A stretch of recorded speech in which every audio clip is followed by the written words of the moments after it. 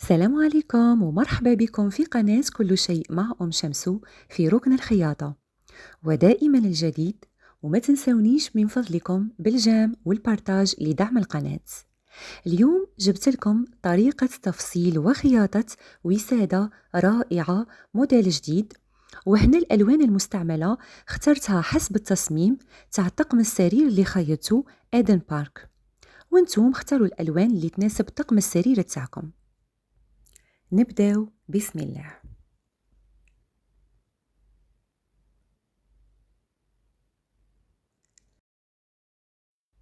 بداية نحتاج لكل وسادة قطعة قماش باللون المناسب لطقم السرير بمقاس 1 متر و75 سنتيم على 55 سنتيم.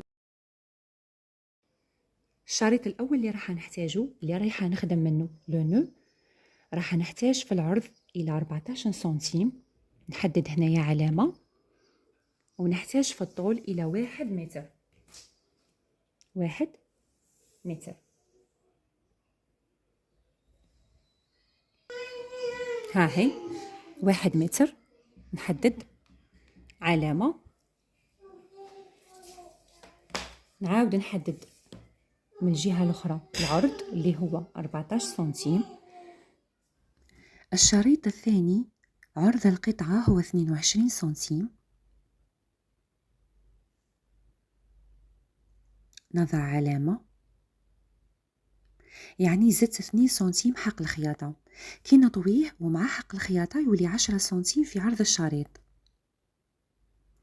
في الطول نحتاج 58 سنتيم مع حق الخياطة.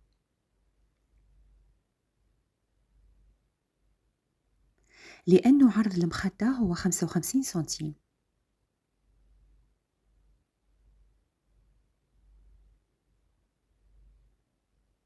نتحصل على هذا الشريط، رايحة نطويه على الوجه ونخيطه ونرجع لكم.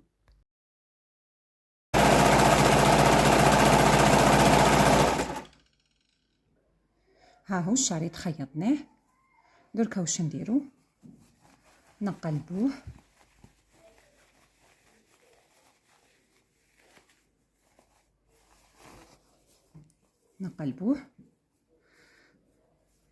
الجهة تاع الخياطة هي اللي ندرقوها كي نركبوا الشريط في المخدة.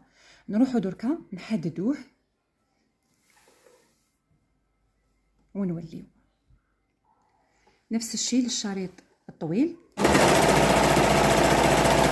نخيطوه لكن راح نغلقوه على الجانبين. الشريط الطويل راح نغلقوه على الجانبين لأننا راح نخدموه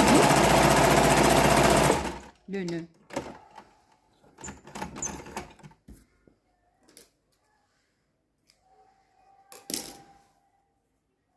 نقلبوه كذلك. ها هو بعد ما قلبناه دركا راح نروح نغلق الجهة الثانية من الشريط.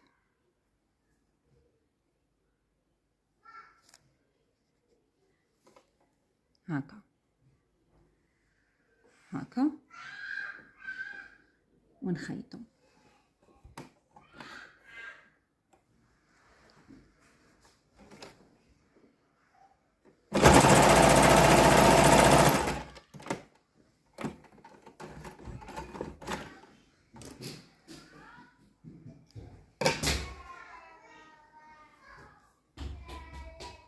نروح نحددو، نروحو دركا الغلاف المخدة نكفوها من ناحية العرض على الجهتين.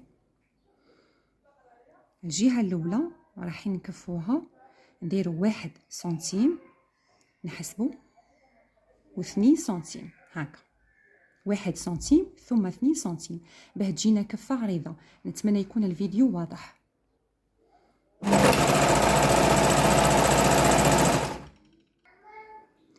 ها هي الكفة تاعنا، شوفوا كيفاه شابة ومتقونة.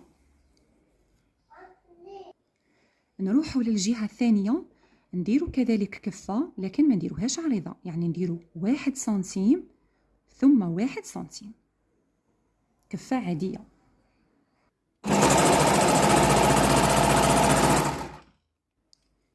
ها هي.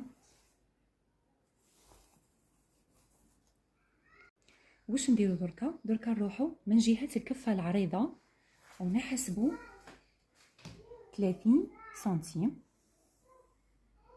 نحسبو 30 سنتيم ونقلبوها على الوجه، نقلبوها هكا.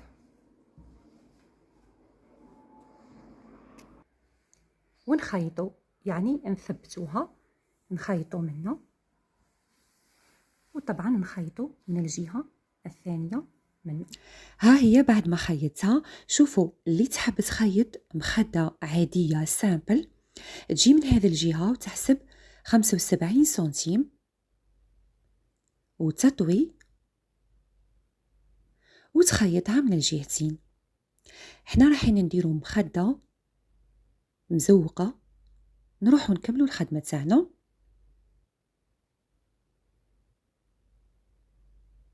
بعد ما ثبتنا الجهة تاع 30 سنتيم نروحو من نفس الجهة نحسبو 50 سنتيم ونضع علامة.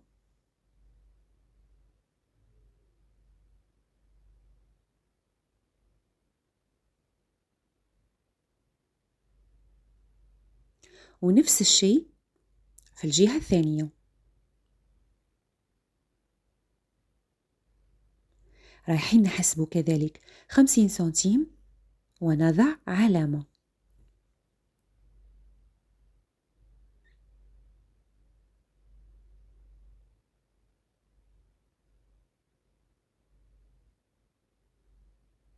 نجيب الشريط العريض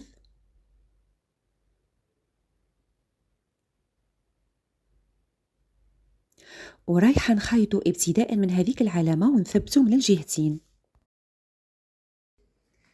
هاهي بعد ما خيطتها دوك نقلبها باش تشوفوها.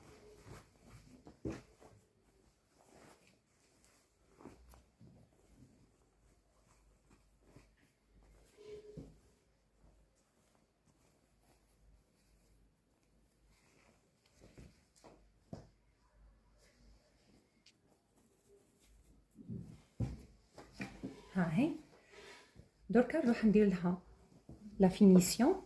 اول حاجه راح نحددها تحديده شابه باش تجي خدمه متحوفه.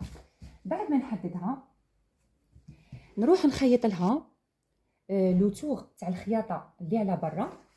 وهنا تحبي ديري العرض تاع لو تور تاع الخياطه تاعك 1 سنتيم ولا تحبي ديري 2 سنتيم. انا نفضل ندير 1 سنتيم باش ما ينقصليش العرض تاع المخده، مع انه هاد القياسات اللي عطيتكم تجيكم مخده كبيره وما شاء الله.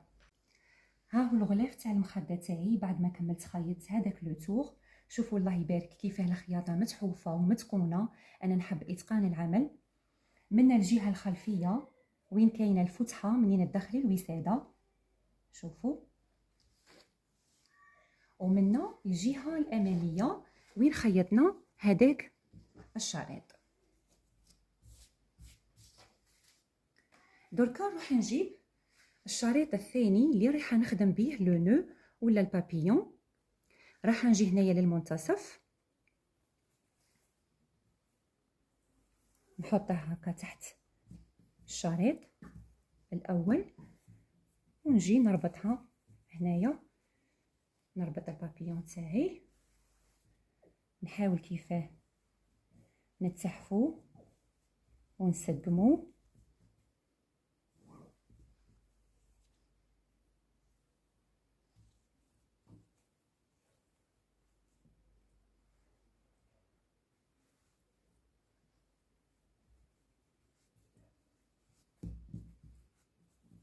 شوفوا كيفاه يجي شباب ما شاء الله.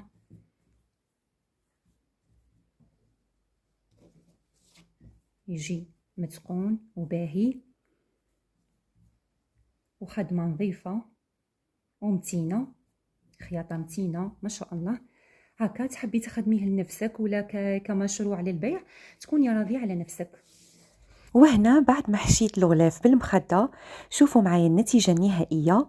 نتمنى تعجبكم. شكرا على حسن المتابعه والسلام عليكم.